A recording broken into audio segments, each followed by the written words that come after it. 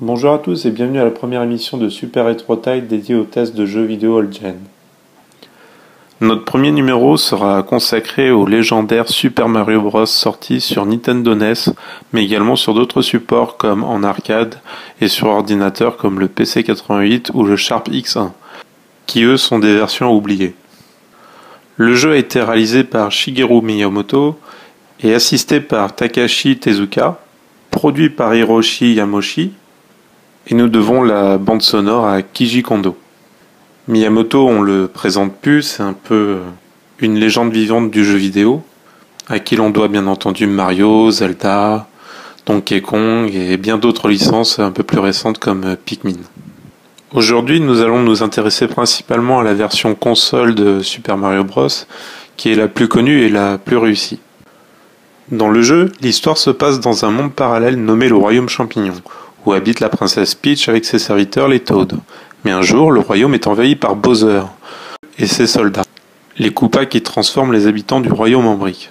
Seule la princesse Peach a le pouvoir de briser le sortilège, mais Bowser a pris le soin de la kidnapper. C'est alors que Mario est appelé à sauver la princesse. Voilà comment commence le jeu. Juste un petit détail troublant. Comme dit précédemment, les briques sont des habitants du royaume. Vous verrez lors de notre test que Mario n'a pas l'air d'en avoir été informé et qui va réaliser un véritable génocide. On va essayer d'aller le plus loin possible en épuisant toutes nos vies jusqu'au game over, si je ne parviens pas à finir le jeu du premier coup. C'est parti. Comme vous le voyez, Super Mario Bros est un jeu de plateforme à défilement horizontal vers la droite. Il est impossible de revenir sur la gauche.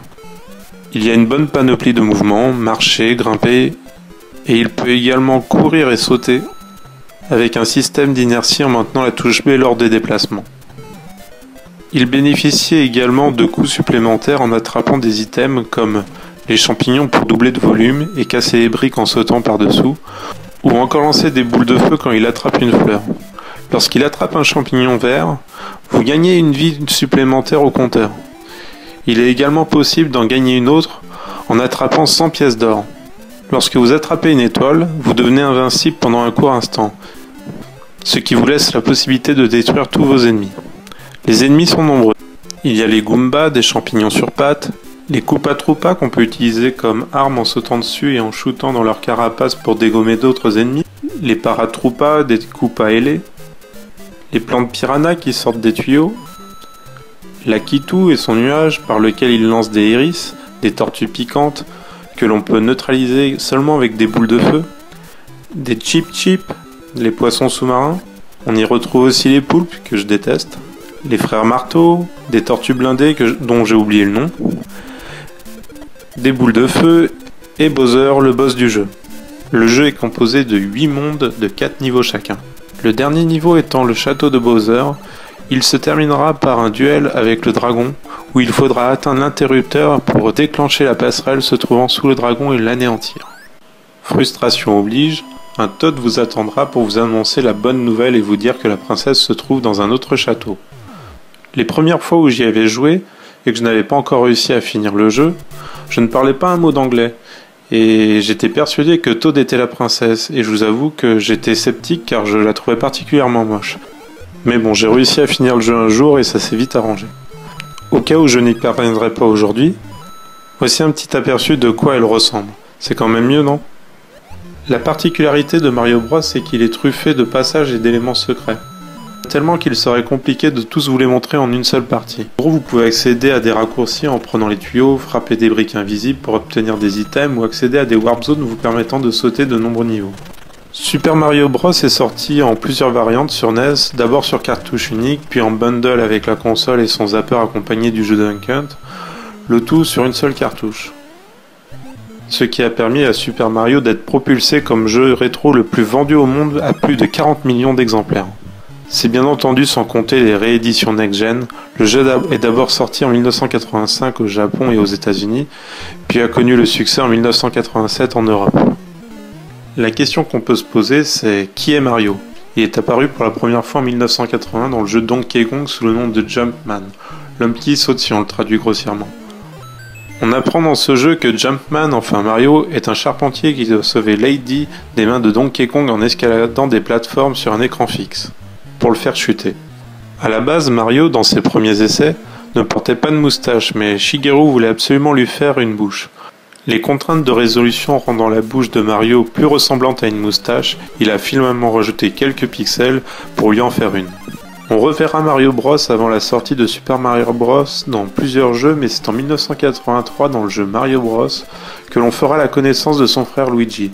C'est d'ailleurs dans Mario Bros que l'on apprend que Mario est désormais plombier et qu'il vit dans la ville de New York, et qu'on l'a appelé à la rescousse pour se débarrasser des monstres qui gisent dans les égouts tels que les Koopa Troopa. Avant Super Mario Bros, Shigeru voulait que son héros soit le plus réaliste possible. Par exemple, quand il tombait de trop haut, il mourait. Et pour rendre le jeu Mario Bros plus compliqué, Mario devait frapper par-dessous la plateforme sur laquelle marchait son ennemi pour le retourner. Il fallait ensuite se dépêcher pour aller sur lui et le shooter avant qu'il ne revienne sur ses pattes. Shigeru a commencé le développement de Super Mario Bros. Takashi lui a suggéré que Mario ne devait plus mourir quand il tombait de trop haut, afin de faciliter le jeu. Au départ, Shigeru était contre, car il voulait que l'effet de chute reste le plus cohérent possible avec la réalité. Mais finalement, après réflexion, il trouva l'idée plutôt bonne, car ça lui donnait une dimension surhumaine. C'est de là que le mot super est ressorti et qu'est né Super Mario Bros.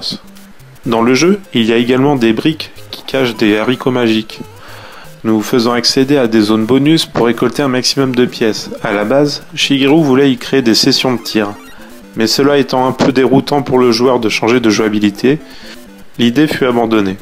Parmi les nombreux secrets du jeu, il faut savoir que quand on saute sur le drapeau du château à la fin de chaque niveau, si votre compteur de temps tombe sur 2, 4 ou 6, cela enclenche un feu d'artifice avec autant d'explosions que le chiffre donné. Cela vous rapporte beaucoup de points et vous permet de facilement booster votre score final.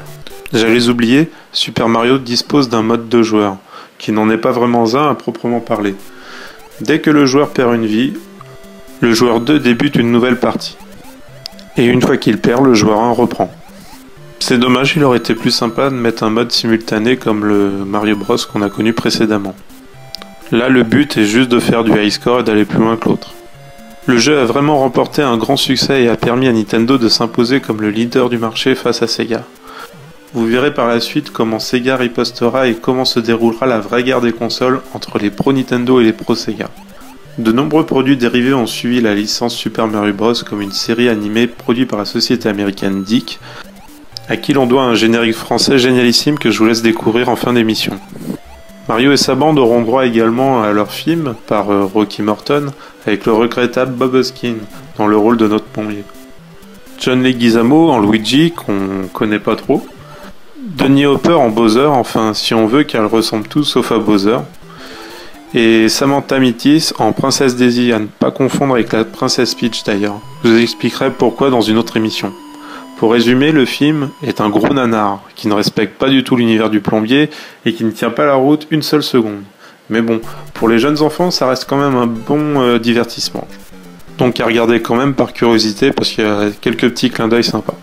Voilà, je vous ai fait un petit résumé de tout ce qui tourne autour de Super Mario Bros. On va continuer notre test jusqu'à ce que je termine le jeu ou que j'épuise toutes mes vies. Conclusion du test. Pour les graphismes, je mets un 7. Même si je suis très fan du pixel art de Mario Bros, il est quand même minimaliste et assez répétitif. Souvent les mêmes éléments du level design sont de simples copies recolorisées. Je justifie aussi le 7 par rapport aux capacités de la NES qui ne sont pas poussées à leur retranchement. Côté animation, un bon 9, car il faut revoir le contexte de l'époque. Le jeu est très fluide et hyper dynamique. Il n'y a quasiment aucun déplacement saccadé. De plus, c'est le premier jeu à proposer un déplacement horizontal de la caméra pour suivre l'évolution du personnage sans laguer. Bref, c'est le grand luxe. La jouabilité est quant à elle irréprochable, je lui mets un 9. Les mouvements sont précis, l'inertie est bien calibrée. Il y a un bon potentiel de mouvement avec les items, champignons, fleurs et étoiles. L'interaction avec les ennemis est parfaite. Bref, si on perd une vie, on peut ne s'en prendre qu'à soi-même. Côté son, la bande sonore de Kiji est juste magique. Dès le début, on est dans l'ambiance, entre les niveaux terrestres, souterrains, aquatiques, ou dans les châteaux. Les bruitages sont bons et collent bien à la jouabilité, c'est un travail sur mesure, difficile de mettre en dessous de 9, donc 9. Pour la durée de vie, je mets un 8, car je regrette le mode multijoueur qui n'apporte pas de réel intérêt.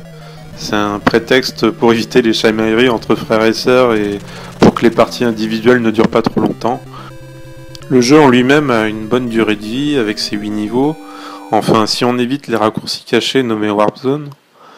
Après avoir réussi enfin à délivrer la princesse Peach, vous reviendrez sûrement vers le jeu pour découvrir les nombreux secrets ou les haricots magiques et leurs stages bonus. Ma note finale est 9. Ce n'est pas une moyenne des notes précédentes, c'est l'intérêt global que je ressens pour le jeu. Il serait mentir de dire que ce n'est pas un jeu cultissime et je pense qu'il est indispensable à votre collection. On passe un bon moment, on s'amuse, on rage contre soi-même quand on perd. On a toujours envie d'aller plus loin, c'est beau, c'est dynamique, bref c'est un jeu comme son nom, super. Il existe dans de nombreuses rééditions si vous n'avez pas la console NES ou en version dématérialisée dans l'eShop de Nintendo. Je ne peux que vous le conseiller, foncez. Voilà, c'est la fin de notre première émission, j'espère que vous avez apprécié ce test. Pour savoir quand aura lieu la prochaine émission de Super Retro Taille, je vous invite à me suivre via les réseaux sociaux YouTube, Facebook, Twitter ou Google+. Mais avant de vous quitter, je vous laisse comme promis avec le petit bonus de fin, le rap de Mario tiré du générique du dessin animé. A bientôt sur Super Retro Taille. Et connais-tu les deux frères plombiers, héros pas zéro dans les jeux vidéo. Bizarre, bizarre, tout paraît bizarre chez les plombiers. Quand ils réparent les fuites, ils partent dans les tuyaux. Super Mario Bros.